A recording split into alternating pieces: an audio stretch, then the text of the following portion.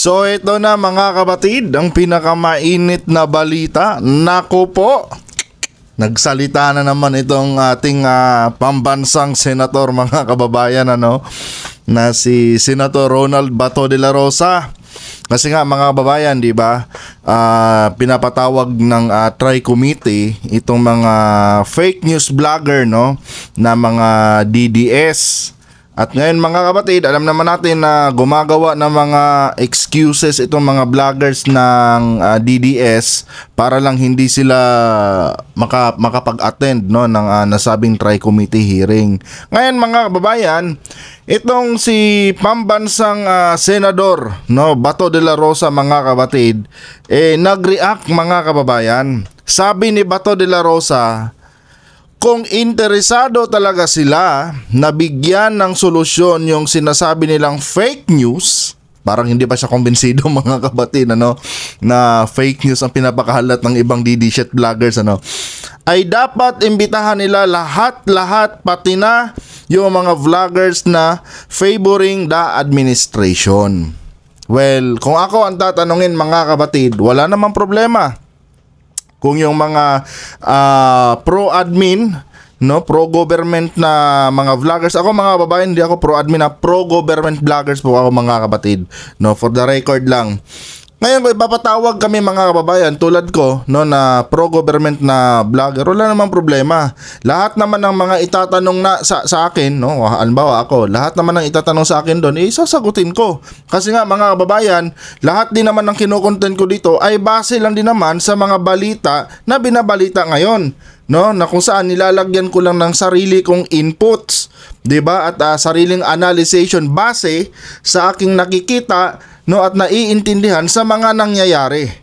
'Di ba? Hindi naman problema 'yun. Para sa akin hindi problema kung ganun man ang gagawin ng Tricom. Ang problema dito mga kapatid, kung sakali bang sumipot itong mga pro-government at mga pro-admin na mga vloggers, yun bang mga DD shits, na mga vloggers na pinapasabina na ngayon ng Tricom, sisipot din kaya? 'Di ba? Yun yung tanong doon Madali lang sabihin niya na ipatawag niyo rin yung mga pro-admin at mga pro-government na mga vloggers para patas. Ang tanong, sisipot din kaya yung mga kwan mo, yung mga vloggers ninyo, 'di ba? Kasi sa tingin ko mga kababayan, kahit dumalo pa kami doon, sa nasabing Tri-Committee hearing, ay hindi talaga mga kapatid, hindi talaga dadalo itong mga DD shits na mga vloggers, na kung saan yung mga vloggers na sinasabing nagpapakalat ng fake news sa social media, 'di ba? Hindi yan dadalo mga kababayan. Kasi nga mga kapatid, pag dumalo sila, masisira po yung kanilang diskarte. Itong mga DD shits na mga vloggers ngayon mga kababayan, yung naratibo na pinapakalat nila ngayon, yun na nga, ginigipit daw sila ng administrasyon ni PBBM. 'Di ba? Ngayon kung dadalo sila doon, baka mabisto na hindi totoo na ginigipit sila. Kaya kahit dumalo pa kami doon mga kapatid, kami mga sumusuporta kay President BBM, hindi pa rin magpapakita itong mga DD shits na mga vloggers. Yan yung sigurado dyan mga kapatid, Kasi nga kung magpapakita sila sa nasabing hearing, masisira po yung kanilang naratibo, 'di ba? Ang narrative nila ngayon mga kababayan, pinapakita nila sa taong bayan na ginigipit daw sila, binubusalan sila mga kapatid. 'Di ba? Where in fact mga kababayan, ang sabi naman ng Tricom, nandun tayo, iniimbitahan kayo namin dito sa hearing namin para i-voice out nyo rin yung inyong mga hinaing, yung inyong mga side, bakit naglalabas kayo ng mga ganitong content? Well, siguro may mga ibang mga congressman dyan na talagang kukomprontahin kayo dahil pinipersonal nyo na sila sa inyong mga platform. Ina-atake nyo sila ng mga walang basihan, ng mga ng mga balita or mga yung mga aligasyon, 'di ba? Talagang kukomprontahin kayo tulad nila tulad nila tawag nito sino ba tong nila Dan Fernandez, 'di ba? Sila Congressman Ace Barbers, talagang kukumprontahin kayo ng mga yan mga kapatid dahil ginawa nyo sila ng kung anong-anong mga fake news, 'Di ba? Na kung saan wala naman talaga kayong sapat na basihan no? Diyan sa inyong mga aligasyon. So mali ba na kumprontahin kayo? Well, kung meron naman kayong sapat na ebidensya, pwede nyo rin namang i-voice out yan, no? Sa harap mismo ng mga nasabing congressman. 'Di ba? Maganda sana 'to no? Kung ganun ang mangyayari, mga kapatid. Kanya nga lang ang problema, hindi sisipot yung mga vloggers na yan, no? Kahit dumalo pa lahat ng mga kakamping vloggers, no? Mga Marcos vloggers, mga pro government vloggers, no? Panigurado ito mga DD-shits hindi dadating yan sa nasabing hearing. Kasi mga kapatid, ang kanilang ang pinapakalat ngayon, no, na mga propaganda is that ginigipit sila ng administrasyon ni PBBM. Ngayon pagdadalo sila diyan, mga kababayan, no? Parang lalabas ngayon na hindi naman pala totoo na ginigipit kayo, no? Kaya nga nandiyan kayo, pinapakinggan kayo ng mga kwan, no? Masisira yung diskarte nila, mga kapatid. Kaya itong si Senator Bato de la Rosa, no, gagawa ka na lang ng mga tawag nito, gagawa ka na lang ng suggestion mo, sablay pa, no? Bakit kaya hindi mo muna tanungin itong mga kasamahan nyo, mga vloggers, kung dadalo ba sila? 'Di ba? Kasi panigurado niyan, isa lang ang isasagot niyan sa iyo, Bato, no? Isa lang ang sasabihin sa yung ng mga vloggers niyo sa dito kay Senator Bato de la Rosa. Hindi po pwede, Senator, no? Sisirain mo diskarte namin pagka susundin namin yung suggestion mo. Kasi mga kapatid, hindi yan magpapakita yung mga vloggers na yan, no? Planado na nila to lahat no? Nakapagsimula na sila, mga kababayan. Tuwing noong nakaraang hearing, anong ginawa nila? 'Di ba? Nandun sila sa Supreme Court. Gumagawa sila ng eksena doon kasi nga ang kanilang kwan talaga, mga kapatid, yung kanilang counter attack dito is gusto nilang ipakita di umano sa taong bayan na ginigipit sila ng administrasyon ni BBM, na gusto silang ipa-contempt kasi wala namang ganon, 'di ba? Gusto silang busalan, no? Tanggalan daw sila ng kanilang freedom of speech kahit fake news na, no? Kahit fake news na, mga kababayan, freedom of speech pa rin yung kanilang pinaglalaban. Ay nako, mga kapatid, no, kung ako ang tatanungin, pabor ako sa sinasabi ni Bato de la Rosa. At siguro masasabi ko, mga kababayan, marami talaga tayong masasabi doon, sa nasabing tri-committee hearing, no? Pero ang tanong kasi, kung pupunta kami doon, ito bang mga DD-shits lulusot na rin?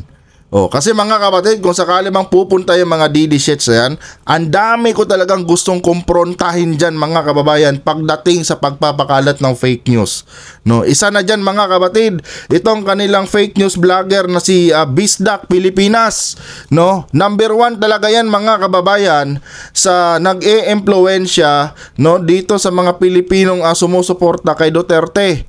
Siya yung isa, mga kapatid, sa nagpakalat ng pulboronic video, no? Itong si Bisdak, mga kababayan, tandaan niyo yung pangalan na yan, yung Bisdak Pilipinas na yan, isa yan sa gusto kong kumprontahin, mga kababayan, kung sakali mang ipapatawag at dadalo ito, mga DD-shit vloggers, no? At iimbitahan kami, talagang harapan kong kukumprontahin yan kasi ang dami niyang fake news. Actually, mga kapatid, itong kanyang mga fake news na mga video, no, isa ko pong nilalike yan, no? Nang sa ganun mapunta siya doon sa mga like videos ko at pwede kong balikan anytime, no? Yung mga live niya, mga kababayan, punong saksakan ng fake news, no? Itong Bisdak Pilipinas na ito. Tapos, mga kababayan, alam niyo pa kung anong mas masakit dito?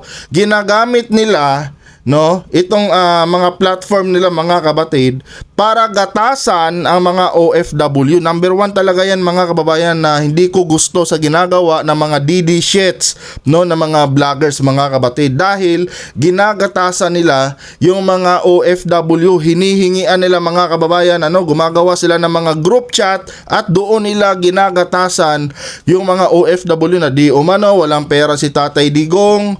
Tapos ginagamit nila yung tawag nito, yung mga rally ni Duterte na kulang daw sa budget, no? Nanghihingi sila ng tulong. Minsan na po nag-away diyan, mga kapatid, yung mga DD-shit vloggers, no? Minsan na po yan silang nagkakumprontahan diyan sa kanilang live mismo dahil nagkakaunsihan, mga kababayan, sa kanilang mga group chat, no? At Sa tingin ko, na-save ko yata yung video na yun mga kababayan, na itong ibang vloggers ni Tatay Digong ninyo, nag-away-away mga kabatid, dahil nga doon para bang nag-aagawan sila ng mga miyembro sa kanilang group chat at nagkakasiraan, no? Kasi ginagamit nila ginagamit nga nila itong maisog rally nila noon. Tapos yun pala, may mga grupo sila na may hawak na mga OFW at yun, ginagatasan nila. Ngayon nagkaunsihan mga kababayan, nagkabistuhan sila sa kanilang live stream. Isa yan mga kapatid, sa mga gusto kong ibato, no, gusto kong itanong dito sa mga DD shit vloggers, kasi mapagsamantala talaga sila mga kapatid. Bukod sa fake news na yung kanilang pinapakalat, mapagsamantala pa sila mga kababayan. Ginagamit nila ang kahinaan ng mga OFW, no, na nalinlang ni Duterte mga kapatid. Tapos hinuhut-hutan nila ng pera, no, hinuhut-hutan nila ng pera. Ito, no, sa mga makakapanood ng mga OFW na supporters ni Duterte, ito lang masasabi ko sa inyo, wala namang problema kung suportado nyo talaga si former President Duterte, no. Okay lang magpakita kayo ng inyong suporta, pero no, yung hihingian na kayo, kahit sabihin yung kusang loob nyong binigayan, pag may money involved na at ginagamit nilang dahilan, no, itong mga influencer ni Duterte, pag ang ginagamit nilang dahilan is para daw sa mga movement na gagawin nila Tatay Digong ninyo, mali na po yun.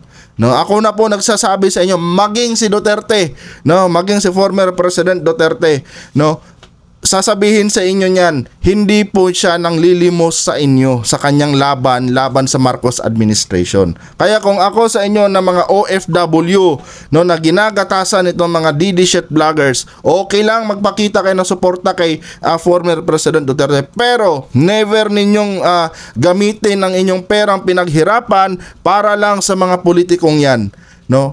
Hindi na po yan tama mga kabatid. No, magkaiba man tayo ng paniniwala pagdating sa isyong pampolitika, pero alaalahan ninyo, kaya kayo nandyan sa ibang bansa para po sa inyong mga pamilya, hindi para ibigay, hindi para i-donate ng kusang loob dito sa mga mapagsamantalang mga politiko. Hanggang dito na lang mga kabatid, huwag kalimutang mag-subscribe at paki-like ang ating video. Adios.